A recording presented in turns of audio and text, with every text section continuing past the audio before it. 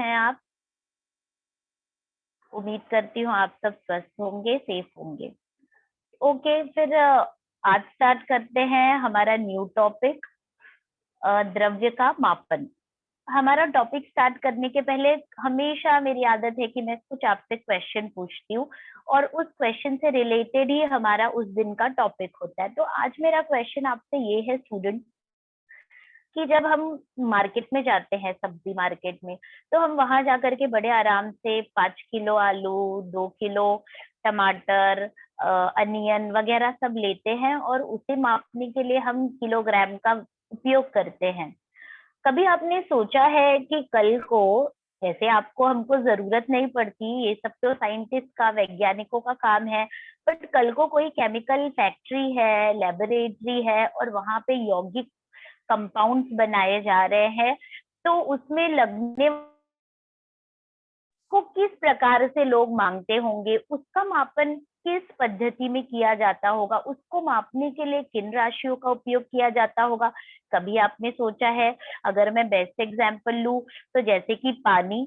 अब पानी तैयार करने के लिए अगर हाइड्रोजन एंड ऑक्सीजन चाहिए हमें, तो हम जा करके कि कैसे उसको तोलेंगे, मापेंगे कैसे? तो वो है बच्चों हमारा आज का टॉपिक, मोल। तो ये एक तरीके की राशि है जिससे रसायनों का मापन होता है, उसको उसी में तोला मोला जाता है। ओके, तो आइए समझते हैं बच्चों की मोल मतलब क्या। मोल, MOLE। एक मोल का अर्थ होता है स्टूडेंट, यौगिक के अणु द्रव्यमान के मान के बराबर। इसका मतलब it is exactly the molecular mass of any compound. अगर किसी कंपाउंड का, जैसे अगर एग्जाम्पल लेते हैं अगेन हम वाटर का, तो उसका अणु द्रव्यमान क्या है बच्चों? आपने लास्ट लेक्चर में सीखा, 18 ग्राम। उसका मॉलिक्यूलर मास, उसका अणु द्रव्यमान है 18 ग्राम। इसका मतलब 1 मोल पानी अर्थात पानी का अणु द्रव्यमान जो कि 18 ग्राम है। बस वही ये परिभाषा कहना चाहती है कि किसी भी यौगिक का अणु द्रव्यमान का मान ही उसके मान के बराबर ही 1 मोल होता है। इसका मतलब कल को मैं जाकर के बोलूं कि मुझे 1 मोल पानी दो, तो आप तो नहीं समझ पाओगे कि अरे कितना दूं, बट अगर एक कोई केमिकल फील्ड से है तो वो बराबर से वजन करके देगा 18 ग्राम पानी, और वो एग्जैक्टली मेरा 1 मोल होगा। अगर मैं बोलूंगी 2 मोल पानी दो मुझे, तो वो 18 में 2 का गुणा करके 36 ग्राम मुझे पानी देंगे, उतना वजन करेंगे, उतना तोलेंगे। तो आई होप आपको क्या आज हम पढ़ने वाले हैं वो आपको बड़े आसानी से मैं समझा चुकी हूँ। तो आइए थोड़ा इसके डेप्थ में जाते हैं। तो जैसे कि मैंने आपको बताया, 1 मोल पानी कितने के बराबर होगा?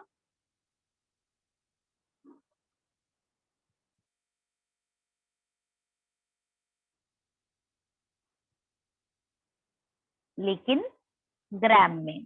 तो H2O का अणु द्रव्यमान आपने लास्ट लेक्चर में पढ़ा है, कैसा है? H का परमाणु द्रव्यमान गुणे, आपको अच्छे से पता है कि हाइड्रोजन के 2 परमाणु है, इसलिए गुणे हमें 2 करना पड़ेगा, और धन ऑक्सीजन का परमाणु द्रव्यमान। तो हाइड्रोजन का बच्चों परमाणु द्रव्यमान 1 है, उसका एटॉमिक नंबर, उसका परमाणु क्रमांक भी 1 है, परमाणु द्रव्यमान भी 1 है, सदैव याद रखिएगा।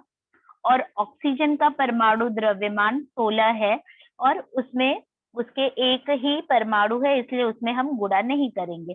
तो 2 1 2 and plus 16 comes out as 18। अगर हम इसे ग्राम में व्यक्त करें तो 18 gram of pani is equal to 1 mole of pani. 1 मोल पानी अर्थात 18 ग्राम पानी। तो इस तरीके से जो मैं कह रही थी वो मैंने आपको समझा भी दिया। अब ये जो पानी के लिए हमने जस्टिफिकेशन दिया है, ऐसे ही अगर मैं ऑक्सीजन के लिए देखना चाहूँ तो कि ऑक्सीजन, 1 मोल ऑक्सीजन में कितना ग्राम ऑक्सीजन होगा बच्चों, ये जानने की कोशिश करते हैं।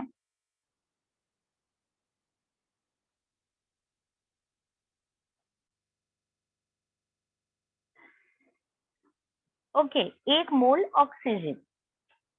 अब आप देख रहे हो, इसके संकेत का उपयोग करते हैं, ऑक्सीजन का परमाणु द्रव्यमान गुणे 2, क्योंकि आप देख रहे हो इसके अणु में 2 परमाणु हैं, तो ऑक्सीजन का परमाणु द्रव्यमान गुणे 2, तो 16 गुणे 2 तो 32। अगर हम इसे ग्राम में व्यक्त करें बच्चों, वैसे तो डाल्टन होती है इकाई, यू कहते हैं मॉलिक्यूलर मास को, बट अगर यह ग्राम में व्यक्त होता है, क्योंकि देखिए परिभाषा ही बोल रहा है कि ग्राम में यौगिक का द्रव्यमान, उस यौगिक का द्रव्यमान को हमें ग्राम में व्यक्त जब करते हैं तो वह 1 मोल उस यौगिक के बराबर होता है। तो उस यौगिक का 1 मोल बराबर उस यौगिक का ग्राम में व्यक्त किया अणु द्रव्यमान। तो ये हो गया 1 मोल ऑक्सीजन बराबर 32 ग्राम, यूं। ओके, अब उसके बाद जैसे कि मैंने बोला 1 मोल है, 2 मोल है, तो आप तो बड़े आसानी से बता ले जाते हो कि ओके, अगर 1 मोल है तो इतना, अगर मैं बोलती 2 मोल ऑक्सीजन में कितना, तो आप भी कम स्मार्ट नहीं हो, 32 में 2 का गुणा करते और बोलते कि अगर 1 मोल ऑक्सीजन मतलब 32 ग्राम, तो 2 मोल ऑक्सीजन इसका मतलब 64 ग्राम। आप 32 में 2 का गुणा करके मुझे बता देते। तो इस तरीके से 1-2 मोल तो हम बड़े आसानी से ज्ञात कर सकते हैं। अब इसके लिए एक फॉर्मूला है मोल की संख्या ज्ञात करने के लिए, देखिए ये है एन, पदार्थ के मोल्स की संख्या। बच्चों इसे हम एन द्वारा व्यक्त करते हैं, पदार्थ के मोल की संख्या। तो एन जो है उसका हमें एक फॉर्मूला है, पदार्थ का ग्राम में द्रव्यमान बटे पदार्थ का अणु द्रव्यमान। तो ये वही है जो मैं आपको सिखा रही थी ऑक्सीजन एंड वाटर के लिए। अभी हमने जस्ट पानी का अणु द्रव्यमान देखा और ऑक्सीजन का अणु द्रव्यमान देखा मैंने। पदार्थ का ग्राम में द्रव्यमान कहने का मतलब कि कल को मैं ऐसे ही रैंडमली कोई भी राशि लूं, जैसे मैं बोलूं कि जैसे 32 ग्राम ऑक्सीजन में, या फिर और आपसे क्रॉस क्वेश्चन करूं तो 90 ग्राम पानी में कितना ये होगा। 90 ग्राम पानी में, जैसे मेरा ये क्वेश्चन है आपसे, 90 ग्राम पानी में कितना मोल पानी होगा।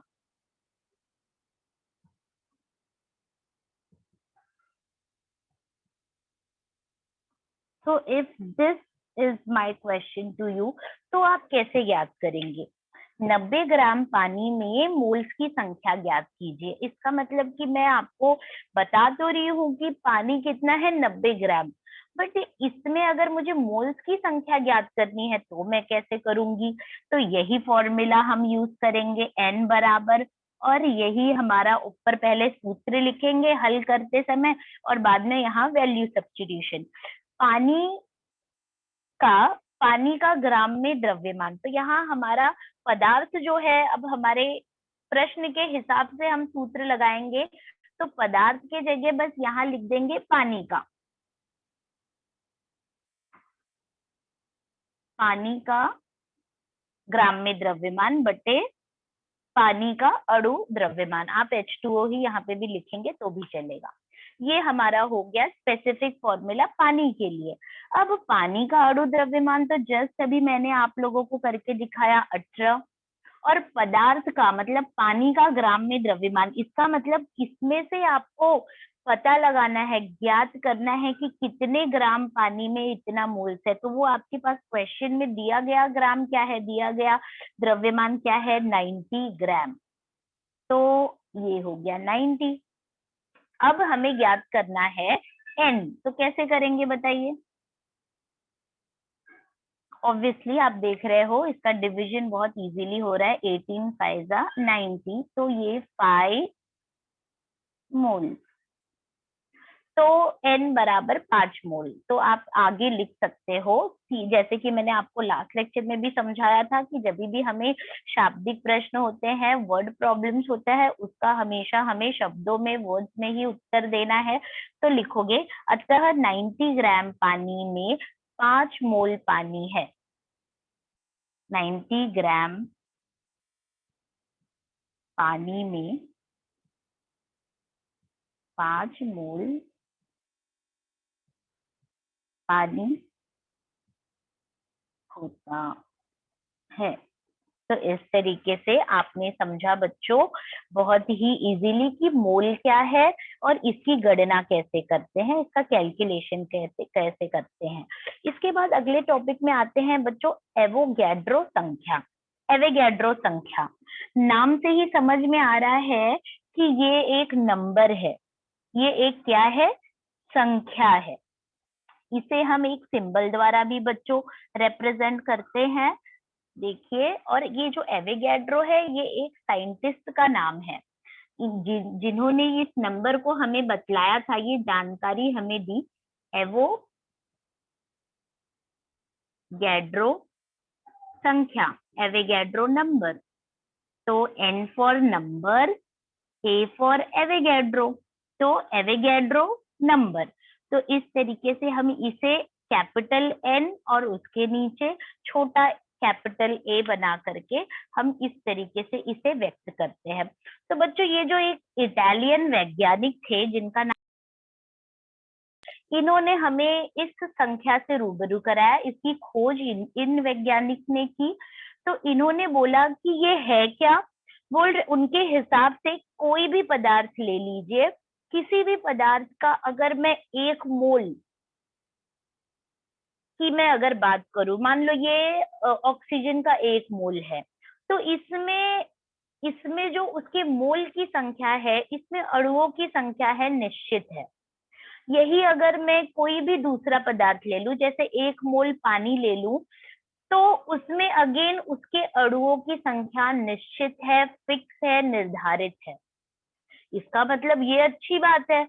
अगर मैं इसे पहले एक एग्जाम्पल से आपको क्लैरिफाई करूं, तो जैसे मैं बोलूं 1 डजन बनाना, अब मैं 1 डजन बनाना के पहले लगाऊं, या मैं 1 डजन,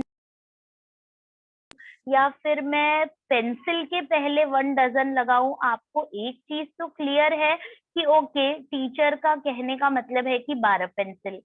मैंने आज ही अपने बच्चे के लिए 1 डजन बुक खरीदे, नोटबुक। इसका मतलब आपको बताने की जरूरत नहीं है, आपको क्लियर है कि 12 नोटबुक, 1 डजन मैंगो 200 रुपए में मिल गया। तो 1 डजन मैंगो, इसका मतलब आपको समझ में आ गया कि जरूर से 12 मैंगो टीचर ने 200 रुपए में लाए। तो कैसे मैं जब 1 डजन यूज करती हूँ, तो आपको it is very much clear कि उसमें उसकी संख्या, उस पदार्थ की संख्या, उसका नंबर क्या है, 12। तो ऐसे ही हम यहाँ कहना चाहते हैं कि किसी भी यौगिक का, किसी भी पदार्थ का अगर आप 1 मोल बोलते हो ना, तो उसमें उसके अणुओं की संख्या फिक्स है, निर्धारित है, और वो कितनी है वो अब मैं डिस्क्लोज करती हूँ, आपके सामने रिवील करती हूँ कि 6.022 गुणे 10 घाते 23, 6.022 इंटू 10⁻23। तो इतने उसके अंदर उस यौगिक के या उस पदार्थ के अणु होते हैं। कोई भी पदार्थ ले लो, अगर उसका मैं 1 मोल बोल रही हूँ, तो उसके अंदर उस पदार्थ के इतने अणु होंगे ही होंगे। बहुत अच्छी बात है।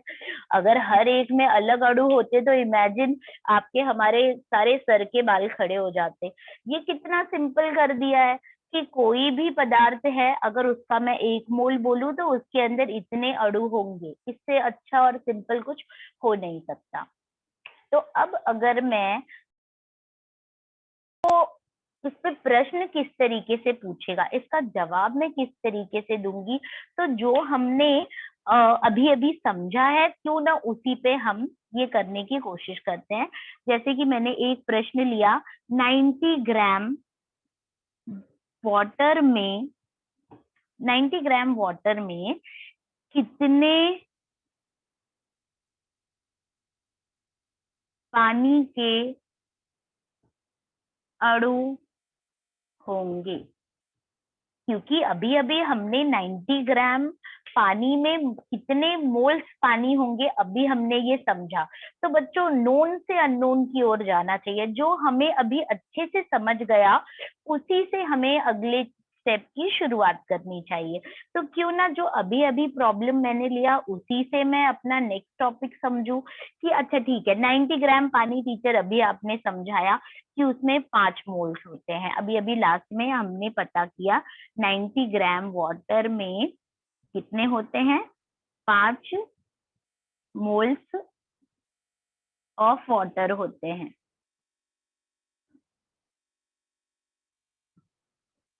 अब अभी भी मुझे 5 मोल्स पता है, लेकिन एट द सेम टाइम हमें पता है 1 मोल पानी में, ऐसा आप लिखिए, परंतु चूंकि 1 मोल पानी में 6.022 इंटू 10⁻23 पानी के अणु होते हैं। ओके, तो इसलिए 5 मोल पानी में 5 मोल पानी में आई नो आपके दिमाग में अगला आंसर बहुत अच्छे से क्लियर है। एक पेंसिल 5 रुपए में, तो 5 पेंसिल कितने रुपए में? तो आप ये देखिए, एक पेंसिल 5 रुपए में, तो 5 पेंसिल 5 × 5 मतलब कि 25 रुपए में। ओके, तो ठीक वैसा ही 1 मोल में इतने अणु, तो 5 मोल में 5 × इतने अणु पानी के अणु होंगे। अब इसे आप गुणा कर लीजिए, 6.022 इंटू 5, 5 2 are 10, 5 2 are 10 and 1 11, ये हो गया। और 3 अंक के बाद और 6 5 30। क्लियर है बच्चों? तो इस तरीके से आप लिख सकते हो, 5 मोल पानी में कितने होंगे, 30.110 इंटू 10⁻23। या फिर टू बी मोर प्रिसाइज, जानबूझ करके पहले मैंने ये लिखा है और बाद में जो इसे ज्यादा आइडियली अगर हम पेश करने की कोशिश करें तो 1 दशमलव बिंदु को और राइट में ले लीजिए बच्चों, और यू लिख करके 10⁻24 पानी के अणु होंगे। तो इस तरीके से आपका ये जो होगा फाइनल आंसर होगा। जब हमारे पास दशमलव में संख्याएं व्यक्त करनी है तो इट इज ऑलवेज आइडियल कि एक अंक के बाद हम दशमलव बिंदु को रखें। Okay, so in this way आपको सिर्फ और सिर्फ इस संख्या में नंबर ऑफ मोल्स का गुणा कर दोगे तो आपको उस पदार्थ में मौजूद पानी के उस पदार्थ में मौजूद अणुओं की संख्या आपको ज्ञात हो जाएगी। तो इस टॉपिक पे बेस्ड अब हम स्वाध्याय के प्रश्न हल करते हैं बच्चों। 7वां और 8वां जो है, अगर आप देखेंगे पेज नंबर 57 का, आपका स्वाध्याय का जो पेज नंबर 57 है उसको ओपन करेंगे तो 7वां और 8वां जो प्रश्न है वो इन्हीं दो टॉपिक से रिलेटेड उसमें न्यूमेरिकल्स आपको दिए गए हैं। तो दोनों में से मैं एक एक सॉल्व करा देती हूँ। एक्चुअली मैंने ऑलरेडी उसी में से एक एक उदाहरण लिया भी है, बट फिर भी और एक एक उदाहरण कर देती हूँ सॉल्व, जिससे आपको वो करने में आसानी हो। तो आइए बढ़ते हैं हमारे स्वाध्याय के प्रश्न क्रमांक 7 और 8 की ओर।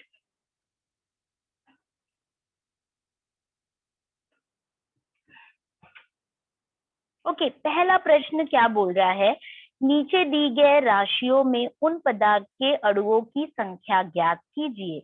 इसका मतलब कि सामने जैसे 90 ग्राम पानी और 32 ग्राम ऑक्सीजन मैंने ऑलरेडी ले लिया है। ओके, अब उसके बाद एक और एग्जाम्पल ले लेते हैं। 8.8 ग्राम 8.8 ग्राम कार्बन डाइऑक्साइड। आपको पहले क्लियरली समझना है कि मुझे ज्ञात क्या करना है। इस पदार्थ में कितने ग्राम कार्बन डाइऑक्साइड में कितने अणु होंगे। जैसे अगर मैं डाइऑक्साइड लूं, जैसे 1 मोल कार्बन डाइऑक्साइड लूं, तो आपको पता है 6.022 इंटू 10⁻23 कार्बन डाइऑक्साइड के उसमें अणु हमें मिलते हैं। बट अब हमारा ये क्वेश्चन नहीं है, हमारा क्वेश्चन है कि 8 डाइऑक्साइड में कितने उस अणु पाए जाते हैं। तो आप ऐसे प्रश्न को हल करने की शुरुआत करेंगे। ठीक है, आप पहले लिखिए कि कार्बन डाइऑक्साइड का अणु द्रव्यमान। इसको और ज्यादा शॉर्टकट में कर सकते हैं क्योंकि ये थोड़ा सा टफ है, तो इसके लिए मैं आपको शुरुआत से बता रही हूँ। बाद में एक बार जब आप उसको पूरी तरीके से समझ जाएंगे तो अपने हिसाब से स्टेप्स को कट शॉर्ट कर सकते हैं आप। तो सबसे पहले आपको कार्बन डाइऑक्साइड का अणु द्रव्यमान बच्चों ज्ञात होना जरूरी है। तो आप देख रहे हो कार्बन का परमाणु द्रव्यमान धन, इसमें दूसरा घटक कौन सा है, ऑक्सीजन का परमाणु द्रव्यमान गुणे 2। ये चीज हमें नहीं भूलनी है कि इसमें 2 परमाणु है। अब कार्बन आपको पता है स्टूडेंट 12 है, कार्बन का परमाणु द्रव्यमान 12 है, ऑक्सीजन का 16 है और गुणे 2 कर दो, 12 धन 16 2 जा 32 और ये हो गया 44। अगर इसे ग्राम में व्यक्त करें तो यहाँ पे आपको फिर लिखना होगा ग्राम अणु द्रव्यमान। तो मतलब आप ग्राम में इसका निकाल रहे हैं अणु द्रव्यमान, तो 44 ग्राम ये हमें पता चल गया। तो 1 मोल कार्बन डाइऑक्साइड मतलब 44 ग्राम। इसका मतलब कि 44 ग्राम कार्बन डाइऑक्साइड में 1 मोल में कितना होता है, 1 मोल में 44 ग्राम होता है। 1 मोल कार्बन डाइऑक्साइड में अणुओं की संख्या आपको अभी बताई गई। 1 मोल अगर मैं कोई भी पदार्थ लेती हूँ बच्चों, तो उसमें कितने उस पदार्थ के अणु पाए जाएंगे, 6.022 इंटू 10⁻23।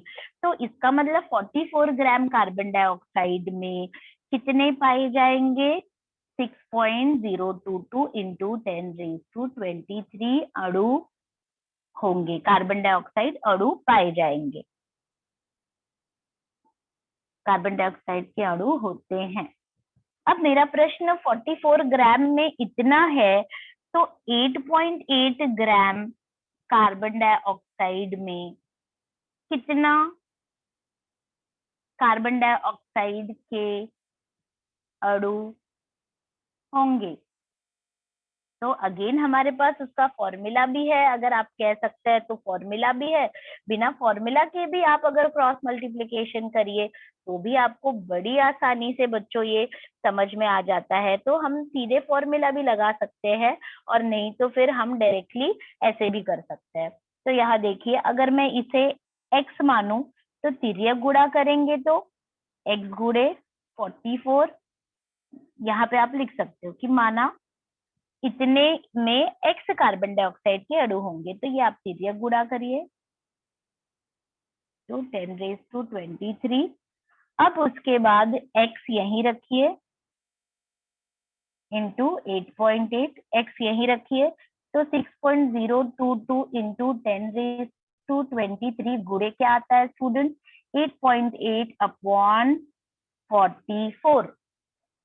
तो इस तरीके से जब आप इसमें आप ये करेंगे क्रॉस मल्टीप्लिकेशन, तो आप देखेंगे कि 44 से इसमें भाग जाता नहीं है, तो 0 दशमलव जब लगा देंगे तो ये 88 हो जाएगा। तो 44 2 जा, तो 0.2, इसका मतलब कि 6.022 इंटू 0.2, मैं 2 से गुणा करती हूँ, 2 2 जा 4, 2 2 जा 4, 0, 6 2 जा 12, 1 2 3 अंक के बाद दशमलव बिंदु है तो मैंने लगा दिया।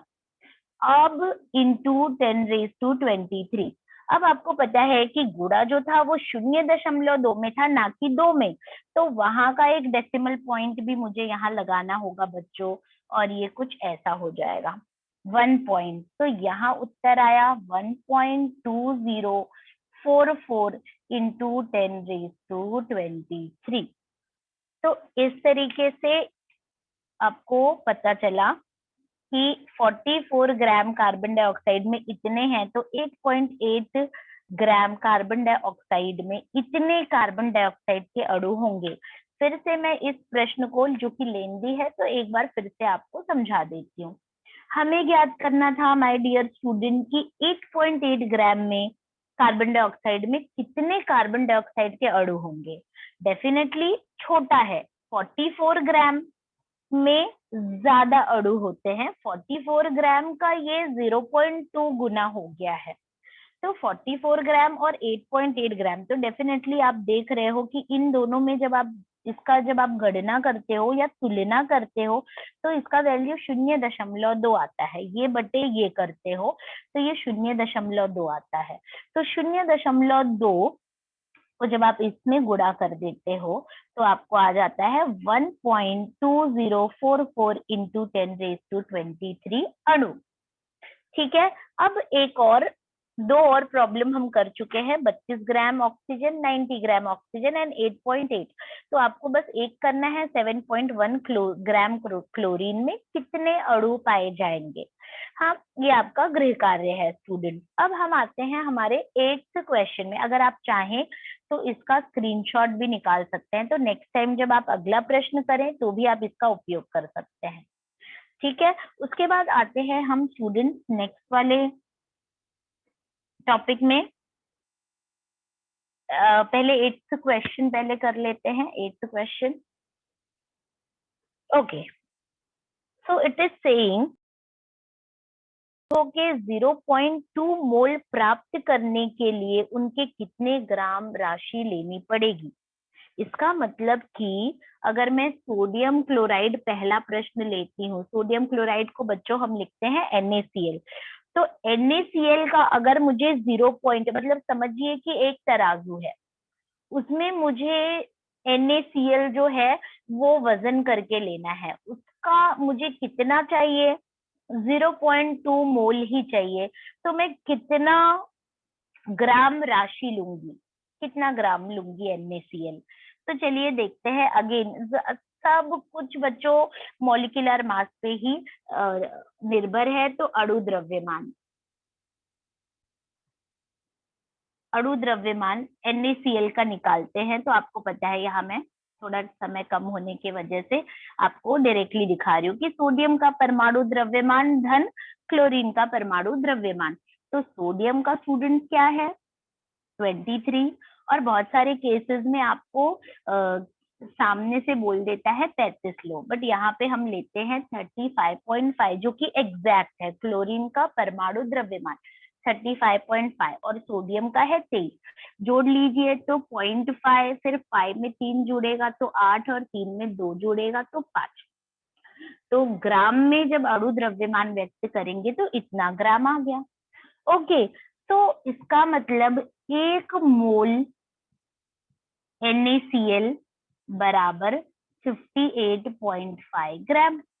अगर जब मैं 1 मोल NaCl को, उसका द्रव्यमान में मेजर करती हूँ, मापती हूँ, तो मुझे NaCl के डब्बे में से कितने ग्राम लेने पड़ते हैं, जब तक कि उधर जो डिस्प्ले में 58.5 ग्राम जब दिखा देगा। जैसे आप जाते हो ना कि 1 किलो पोटैटो लेने, तो वो जहाँ पे एक इलेक्ट्रिकल डिस्प्ले होता है, तो वहां पे देखते हैं आप कि 1000 ग्राम हो गया, तो आप समझ जाते हो 1 किलो। यहाँ पे इन केस ऑफ NaCl वो 1 मोल कब बन जाता है, जब वहां डिस्प्ले पे 58.5 ग्राम दिखता है तो समझ जाओ हमारा जो NaCl है उसका द्रव्यमान बराबर हो गया है। कितना हो गया? 1 मोल हो गया है।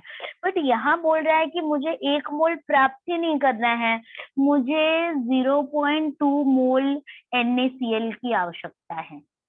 मुझे 0.2 मोल NaCl की आवश्यकता है। तो 1 मोल में इतना, तो इतने मोल में कितना, इसमें 0.2 का बच्चों गुणा कर देंगे। 0. जैसे हम कहते हैं एक पेंसिल इतने में, तो इतनी पेंसिल कितने में, तो हम वही जो रुपए है और उसमें पेंसिल की संख्या से गुणा करते हैं। तो यहाँ पे भी हम वही कर रहे हैं। अब 58.5 इंटू 0.2 को अगर आप इसका दशमलव यहीं पे शिफ्ट करो तो ये 5.85 हो जाएगा, और इंटू 2, या फिर कोई बात नहीं आप ऐसे भी गुणा कर सकते हो। अगर आपको डाउट आया कि अरे टीचर ने ये अचानक से क्या कर दिया, तो 58.5 में 2 का ही गुणा करो। 5 2 जा 10, 8 2 जा 16 और 1 कैरी तो 17, 5 2 जा 10 एंड 1 11। एक दशमलव बिंदु के बाद यहाँ पे एक अंक के बाद दशमलव बिंदु लगा है, बट ध्यान दीजिए यहाँ मैंने 2 से गुणा किया, यहाँ 0 दशमलव है। इसका एक अंक मिला के 2 अंक होता है, तो मैं यहाँ बिंदु लगाऊंगी 11.7। तो इतना ग्राम मुझे NaCl लेना पड़ेगा। तो मैं यहाँ पे अब शब्दों में अपना उत्तर लिखूंगी। अतः, ओके, अतः सोडियम क्लोराइड के 0.2 मोल्स या मोल्स प्राप्त करने के लिए 11.7 ग्राम NaCl लेना पड़ेगा। इसका मतलब जब डिस्प्ले में 11.7 शो करने लगे तब हमें समझ जाना है हमारा 0.2 मोल NaCl हमें मिल चुका है। उसके आगे हम उसका 1 डेसिमल भी आगे नहीं लेंगे, 11.7 पे रुक जाएंगे और वो होगा हमारा exact 0.2 moles of NaCl। Very simple. पहले आप इस कॉन्सेप्ट को क्लियर कर लीजिए, पहले अच्छे से समझ लीजिए। वही आलू प्याज के जगह पे बस आपको कंपाउंड्स रख देने हैं, तो इतना इजीली ये सब हो जाएगा। तो इसे समझने की कोशिश करनी है। इस टॉपिक को हम चाह करके भी बच्चों रट नहीं सकते हैं, बट अगर ये समझा तो बहुत आराम से आपको ये आ जाएगा। ओके, फिर लास्ट में एक छोटा टॉपिक हमारा रह गया है स्टूडेंट, जो कि है वैलेंसी, संयोजकता। अब संयोजकता या वैलेंसी मतलब क्या?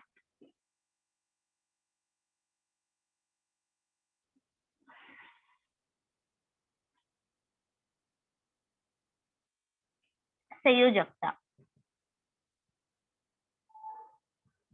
छोटे क्लास में हम पढ़ते थे कि तत्व के संयोग करने की क्षमता को ही संयोजकता कहते हैं, बट अभी एकदम इसकी परफेक्ट डेफिनेशन है, तत्वों की बाह्यतम कक्षा में उपस्थित संयोजकता इलेक्ट्रॉन ही उस तत्व की संयोजकता कहलाती है।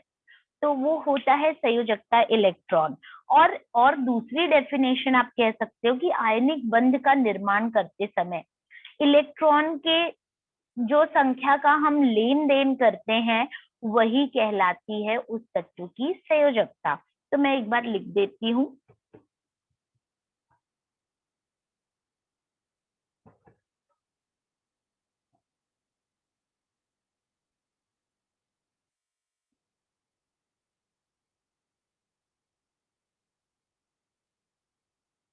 दिखाई दे रहा है आपको?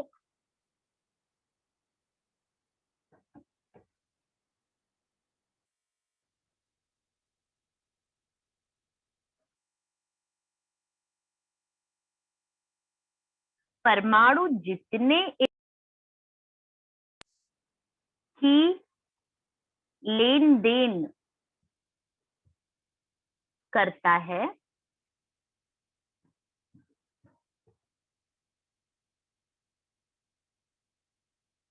वही उस तत्व की या उसकी संयोजकता होती है।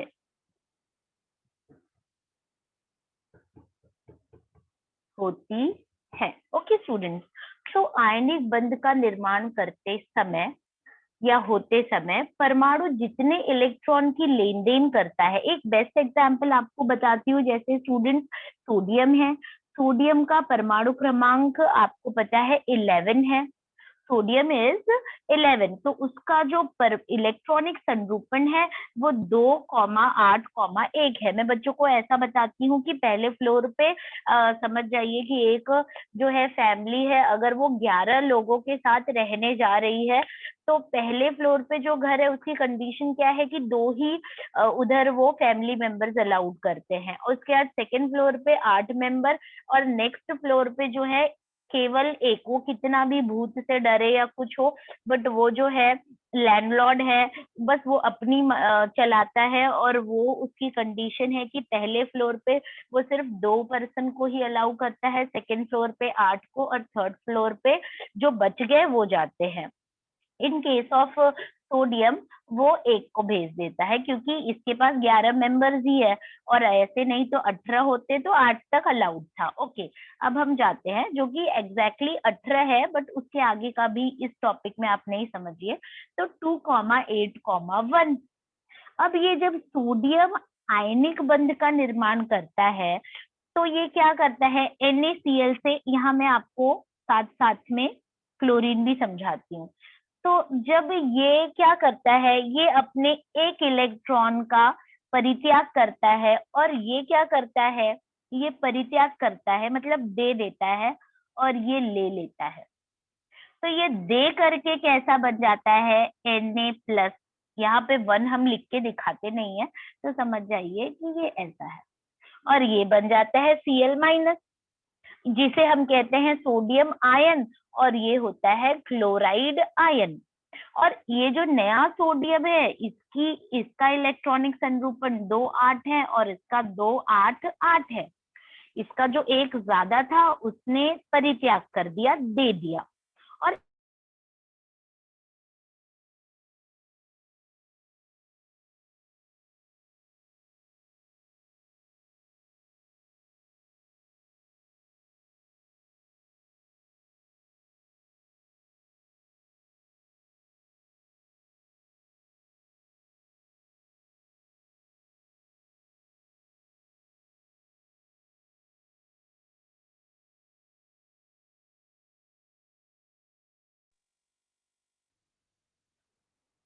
तो इस नाते स्टूडेंट, सोडियम की संयोजकता 1 एंड क्लोरीन की संयोजकता 1। तो अब देखिए, क्या जो मैं इस परिभाषा से आपको बतलाना चाहती हूँ, क्या वो अब आप समझ पा रहे हैं? तो देखिए, इन लोग ने क्या किया, मिल करके फिर ये कंबाइन होकर के इन्होंने तैयार किया सोडियम क्लोराइड, जो कि कंपाउंड क्या है, NaCl।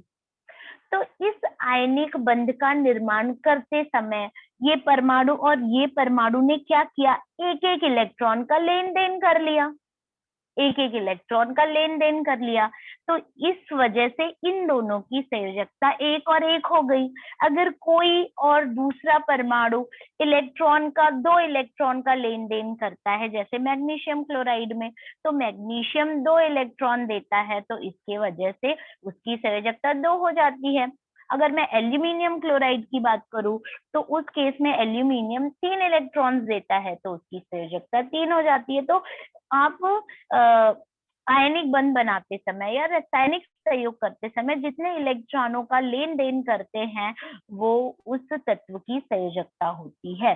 तो बच्चों, एक आपको इतना समझने के बाद आपको नेक्स्ट पेज नंबर पे एक टेबल दिया है, जहाँ पे बहुत सारे रिक्त स्थान हैं, और उसकी आपको पूर्ति करनी है। रिक्त स्थानों की पूर्ति करनी है, तो वो आप कैसे करोगे? तो उसके लिए आपको छोटा सा समय, हमारे पास कम है, तो मैं आपको एक छोटा सा एग्जाम्पल देती हूँ। हमारा ये समूह 1, 2 है, और उसके बाद समूह 13, उसके बाद समूह 13, 14, 15, 16, 17, और 18 है, और 18 है। तो इधर बीच में 3 से 10 की मैं इलेक्ट्रॉन्स की बात नहीं कर रही, जो डी ब्लॉक एलिमेंट्स हैं अगर मैं उसकी बात नहीं करूं, तो मैं एक आपको शॉर्टकट मेथड बता देती हूँ कि समूह एक जो है उस समूह के सभी सदस्यों की संयोजकता जो 3 में आपको बता दूं तो ये हो गया हाइड्रोजन, लिथियम, पोटेशियम, सोडियम। तो सोडियम, पोटेशियम, इन सभी का जो संयोजकता बच्चों है, ये इनकी संयोजकता 1 है। समूह 2 के जितने तत्व हैं उनकी संयोजकता 2 है। अब आप बोलेंगे क्यों? तो अगर मैं हाइड्रोजन की बात करूं तो उसके पास केवल 1 इलेक्ट्रॉन है। अब लिथियम की बात करूं तो उसका परमाणु क्रमांक 3 है, तो वो कैसे जाता है, उसका पर इलेक्ट्रॉनिक संरूपण 2,1, फिर से बाह्यतम कक्षा में 1 इलेक्ट्रॉन है। तो जब वो अगर कोई भी बंध बनाएगा तो यही 1 इलेक्ट्रॉन उसके पास देने के लिए है ना, तो उसकी संयोजकता तो 1 ही होगी। अब मैं अगर इस तत्व, इसके अगर एग्जाम्पल की बात करूं, हाइड्रोजन के बाद अगर मैं बात करूं तो जैसे लिथियम के बाद बेरिलियम आता है। तो बेरिलियम के केस में बेरिलियम का परमाणु क्रमांक इलेक्ट्रॉनिक संरूपण 2,2 है। अब 2,2 में भी आप देख रहे हो बाह्यतम कक्षा में 2 इलेक्ट्रॉन। इसका मतलब अगर आयनिक बंध बनाते समय अगर ये किसी भी इलेक्ट्रॉन, पहले बाह्यतम कक्षा के इलेक्ट्रॉन ही जाकर के रासायनिक क्रियाओं में सहभाग करते हैं, पार्टिसिपेट करते हैं, तो ये 2 इलेक्ट्रॉन वो त्याग करेगा। 2 के सभी तत्वों की संयोजकता बच्चों 2 होती है। अब इस तरीके से आपको अभी हिंट के तौर पे याद रखना है कि लास्ट में 3 है ना, तो 13वें समूह के सभी सदस्यों की संयोजकता जो होती है स्टूडेंट्स क्या होती है? 3। ऐसे ही यहाँ 4, इधर 5। जैसे मैं अगर आपको एग्जाम्पल देते चलूँ तो aluminium, silicon, phosphorus, sulphur, chlorine, neon, तो ये सारे इधर आते हैं, ये सारे एग्जाम्पल्स इधर आते हैं इस स्लाइड में। हाँ, यहाँ पे नहीं। ओके, तो सोडियम यहाँ पे हो गया। तो उसके बाद नेक्स्ट अगर आप बात करें, जैसे यहाँ मैग्नीशियम है तो ये हो गया एल्यूमिनियम, ये हो गया सिलिकॉन, ये हो गया फॉस्फोरस, सल्फर, क्लोरीन, एंड ये हो गया अर्गॉन। यूं, तो अब इसकी संयोजकता जो है वो क्या होगी? ये जो 5 है, अब ये जो 5 है 15वां जो है, इसका मैंने 5 लिखा और मिटाया है, ध्यान दीजिए। जब संयोजकता या बाह्यतम कक्षा में इलेक्ट्रॉनों की संख्या 4 से अधिक होती है, मतलब 5 होती है, तो आप 8 में से उसे घटाओ। अब जैसे कि नेक्स्ट में 6 है तो 8 में से घटाओ, उसके बाद लास्ट में 7 है तो 8 में से घटाओ, उदाहरण भी लिया, और 8 है तो 8 में से 8 घटाओ, तो इसकी संयोजकता क्या होगी?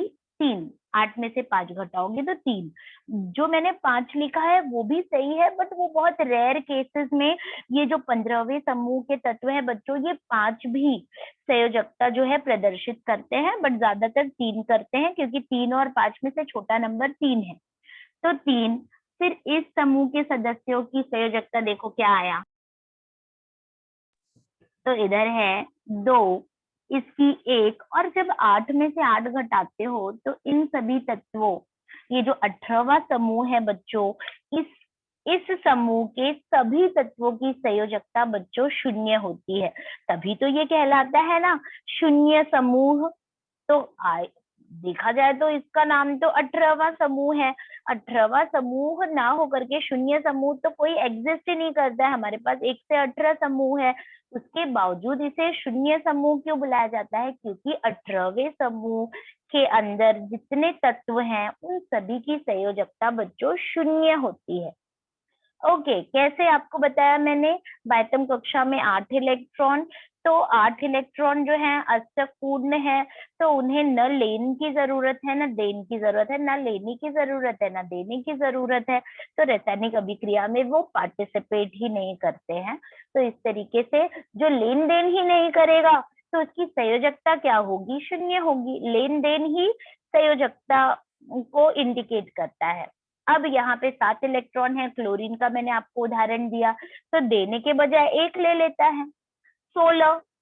16 वाले केस में 16वें समूह का एक एग्जाम्पल अगर सल्फर ले, बाह्यतम कक्षा में 6 इलेक्ट्रॉन, अब 6 देने से बजाय 2 ले लेता है, तो लेना भी चलता है और देना भी चलता है, तो देने के बजाय लेना उसके लिए इजी है, तो 2 ले लेता है, तो संयोजकता 2 है तत्वों की। ठीक ऐसे ही 15वें समूह के केस में होता है, जैसे फास्फोरस ले लें, फास्फोरस का परमाणु क्रमांक 15 है, तो 2,8,5, अब 5 देने के बजाय 3 ले लेता है, 3 ले लेता है और अष्टक पूर्ण करता है और 3 लेता है, तो इसकी वजह से संयोजकता 3 है। तो इस तरीके से बच्चों आपको मैंने अब ये बता दिया कि संयोजक से डिसाइड की जाती है, निर्धारित की जाती है। तो अब अगर मैं एक ब्लैंक जो है वो मैं आपके लिए कंप्लीट करती हूँ। लिथियम के जो आपका चार्ट बना है उसमें अगर आप लिथियम बनाएंगे तो लिथियम का परमाणु क्रमांक की जगह पे 3 लिखिए स्टूडेंट, उसका जो इलेक्ट्रॉनिक संरूपण है that is already given which is 2,1, तो बाद में संयोजकता इलेक्ट्रॉन लिखेंगे 1 और लिथियम जो है उसकी संयोजकता भी लिखेंगे 1। तो इस तरीके से आपको बच्चों ये सारणी पूर्ण करनी है। लिथियम के आगे आप देखेंगे तो यहाँ आप उसका परमाणु क्रमांक 3 लिखिए, आगे ये 2,1 पहले से दिया गया है, ये आपका रिक्त स्थान था। उसके बाद आगे आपको पूछा है संयोजकता इलेक्ट्रॉन क्या है, तो संयोजकता इलेक्ट्रॉन 1 है। उसके बाद आपको पूछ रहा है कि संयोजकता क्या है, तो वो भी 1 है। तो ये जो थर्ड वाला था ये मैंने आपको उत्तर बताया। ऐसे ही आगे बेरिलियम के केस में भी है, यहाँ 4 दिया हुआ है, बेरिलियम का यहाँ 4 दिया हुआ है, तो बेरिलियम का 2,2 संयोजकता इलेक्ट्रॉन 2 और उसकी संयोजकता भी 2 आएगी। इसमें आपको ब्लैंक जो है वो ये दिया हुआ है, तो जहां मैं डॉट डॉट या डैश डैश कर रही हूँ वो आपका ब्लैंक है। तो इस तरीके से बच्चों ये आप जिस हिसाब से मैंने समझाया है अगर उस हिसाब से जाएंगे तो आप नीचे दी गई तालिका को बड़े आराम से पूर्ण कर सकते हैं। इसके बाद भी अगर आपको कोई डाउट है तो you are free to ask your doubt student, please go and ask your doubt. किसी बच्चे को कुछ डाउट आया है, कुछ पूछना है तो पूछिए। मिस किसी के रेज हैंड नहीं है मिस, आप लास्ट स्टेटमेंट दे दीजिए और क्लास एंड कर दीजिए। ओके, तो बच्चों आज हमने जाना द्रव्य का मापन में द्रव्य का मापन कैसे करते, जिसमें हमने समझा मोल, अवोगैड्रो संख्या और साथ में द्रव्य या किसी भी तत्व की संयोजकता कैसे ज्ञात करते हैं। इसी के साथ मैं आज का अपना लेक्चर एंड करती हूँ। Thank you so much students.